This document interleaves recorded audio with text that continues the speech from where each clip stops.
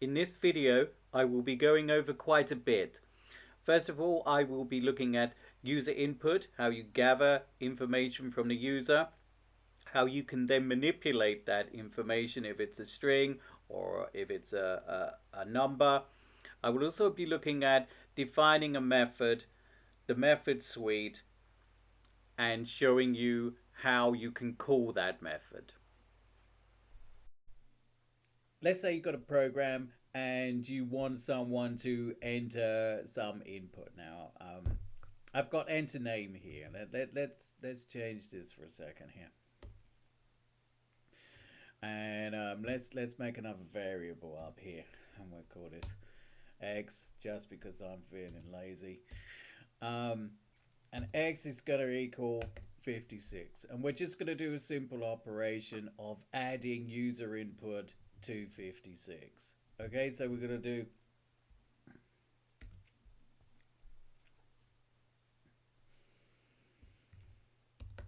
enter a number.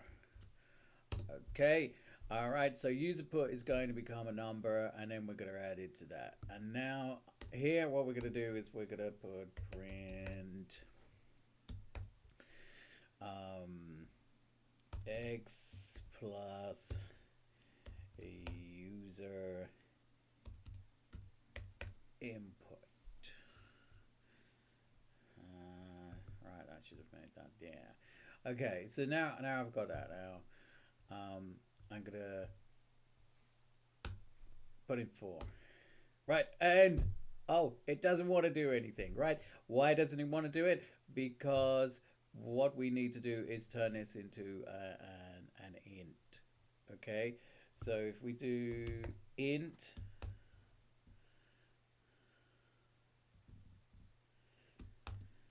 user input, and now we run it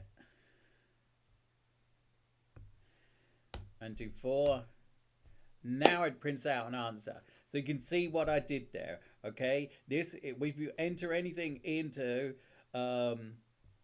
user input via input, this is the command that we're using. This is the piece of code that we're using that's gonna say, hey, I want some input to come in. It shows up down here in different editors that you might be using. You could get a box that comes up, but right, it's asking you to enter the input. The string that we've got has shown up here. We had to force it to become an int. Okay, so let's have a look at this. And then anyway, it added them together.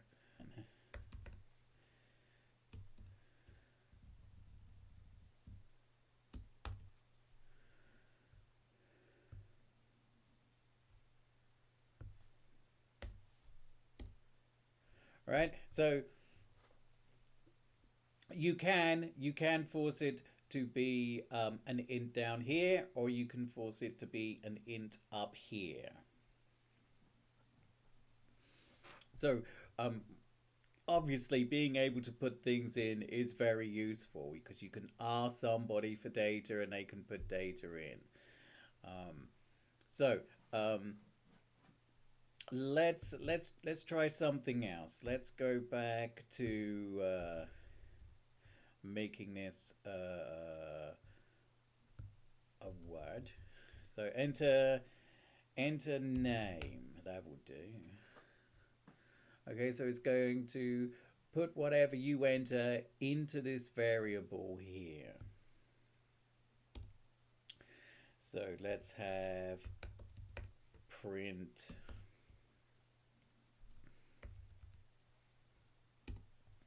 user input.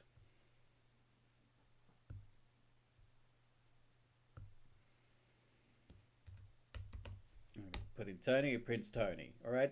Okay, so you can see that what you're putting in there gets printed, it gets stored in this variable. If it's a a value that you're putting in there, a number, then you can put int at the front, or you can force it to be int down here. Let's do a little more. Let's manipulate the string a little bit. Let's say that you want to ensure that the name here is capitalized. So we put dot capitalize.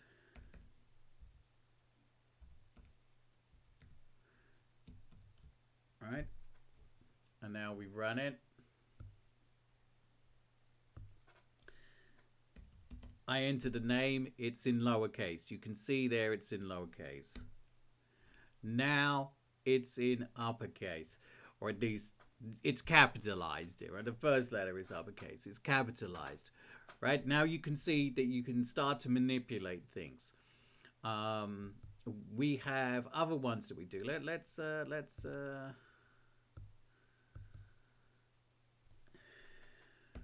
Let's copy that and set that down there. And this time in this one we're gonna put upper.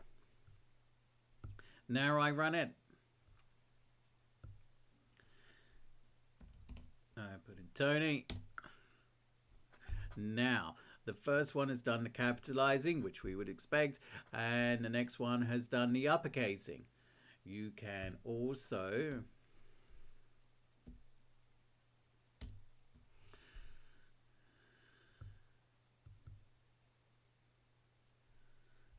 do lower.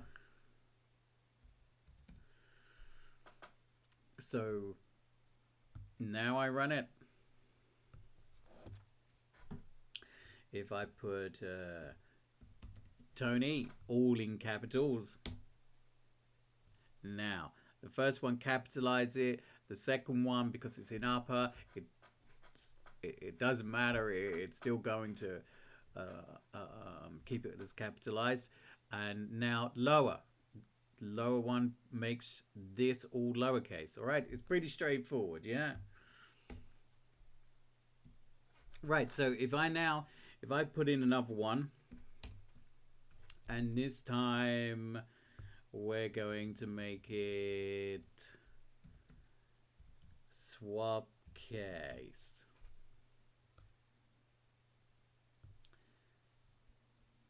Some of it's uppercase and some of it's lowercase. I do return. Now we can see what's happening. It swapped them around. Okay, now this is all starting to look a little bit untidy here, right? So you would have your variables at the top, and then usually you would have like a constructor in there, but I'll get into that later. Now this bit here I'm gonna put in a function, in a method. Okay, so I'm just going to take this out for a moment and I'm going to show you the method. Let's call it string case. Okay, now, so you have define, which is the keyword, then you give the method a name. It has these parentheses afterwards, and then you've got the colon. The next bit that comes down is the method suite. So if I put in there, here, this is now the code that's in the method suite. These indentations are important in Python. You don't want to mess them up. If you do this, that's going to give an error. Okay, it's got to be a tab or 4 spaces. So now if I print it,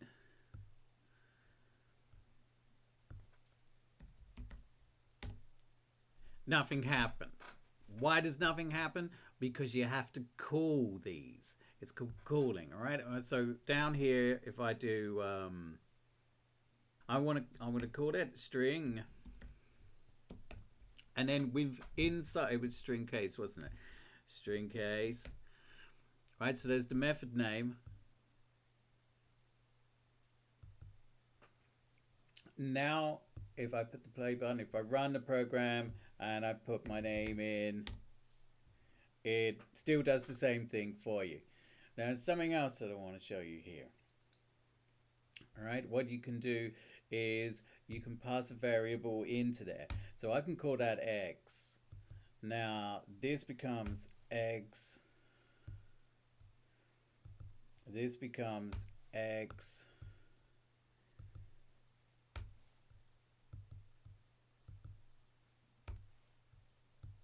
This becomes x. Now this is because we're passing something into there. We're going to pass a value into there, and that value is going to be called x. Well, what value are we going to pass in there? We're going to pass this one in. So if I do copy, and then down here where we call it, I pass that in. Now it looks a lot tidier.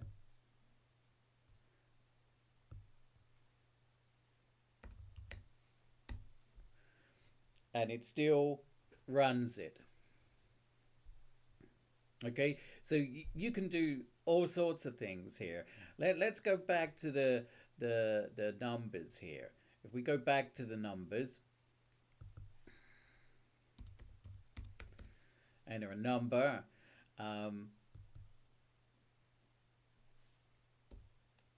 and I do x. Let's do yeah. Whoops, what am I doing? X plus 3.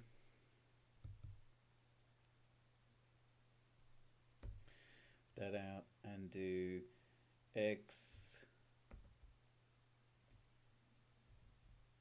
What happened there? Times 3. And now I do x to the power of 3. And then I'm gonna take that out. So now I run it.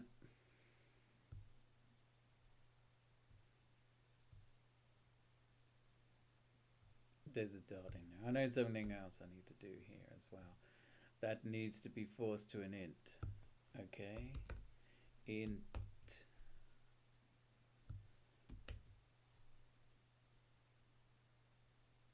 Now when I run it, 4, it gives us these different results here. So I entered 4 in, it added 4 to it, it times it by 3, and 4 cubed is 64. So now,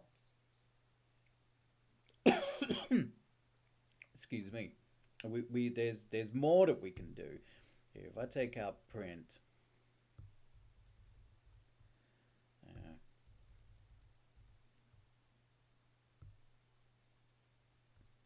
and let's say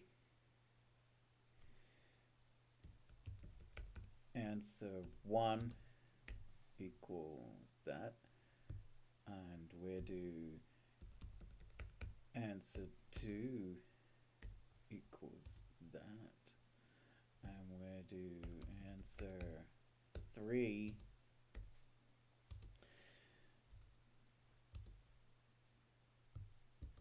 equals that. Okay, so now if I do return, and we're going to put answer 1. So when I now call this, what's it going to do?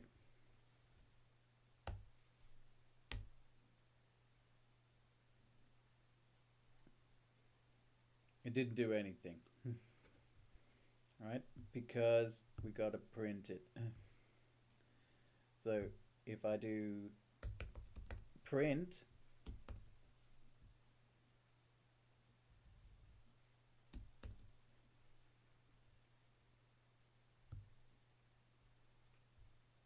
Now I enter 5. It returns answer 1.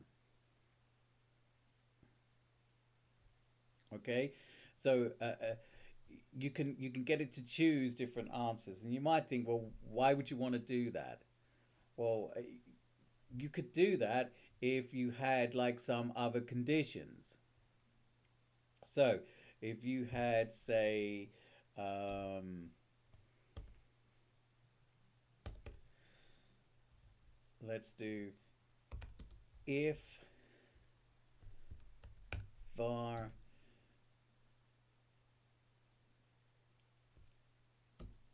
is less than 1, it's going to return this answer here. It doesn't know what var is yet. So if I call var var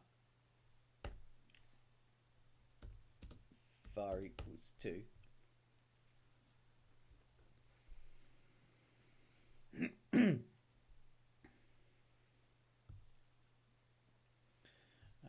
actually, let's make that more interesting. Let's call that user input 2, and that's gonna be input, and we're gonna have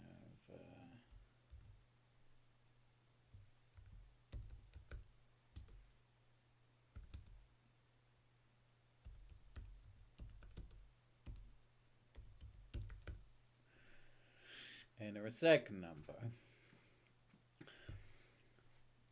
So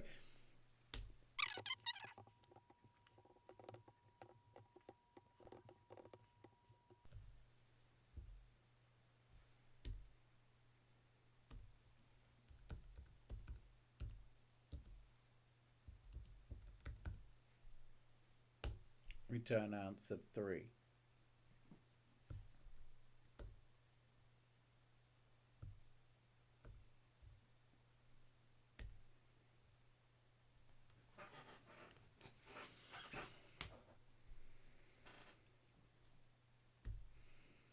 Right. So that should be version then, right?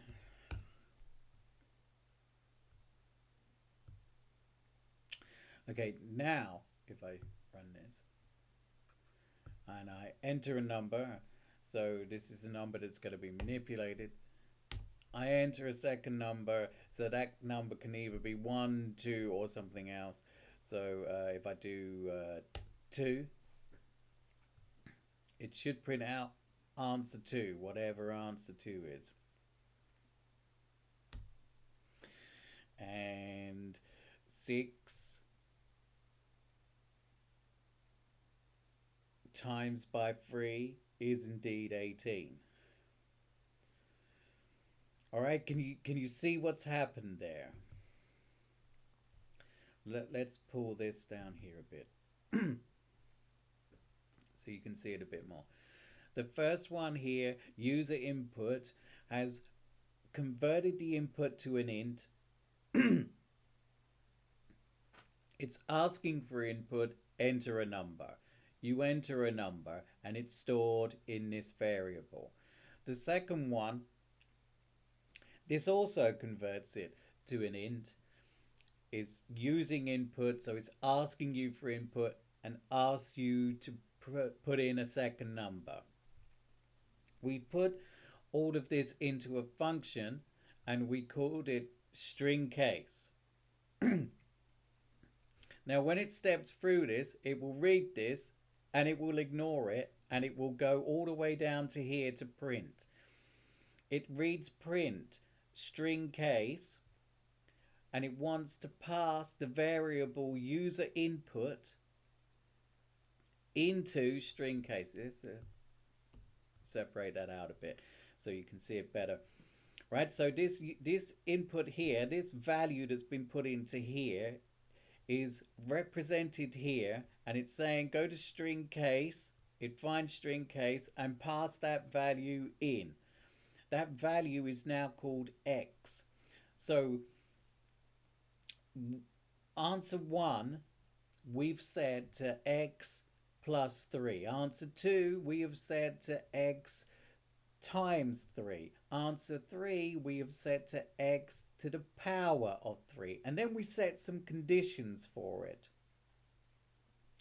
So if this variable here is less than 1,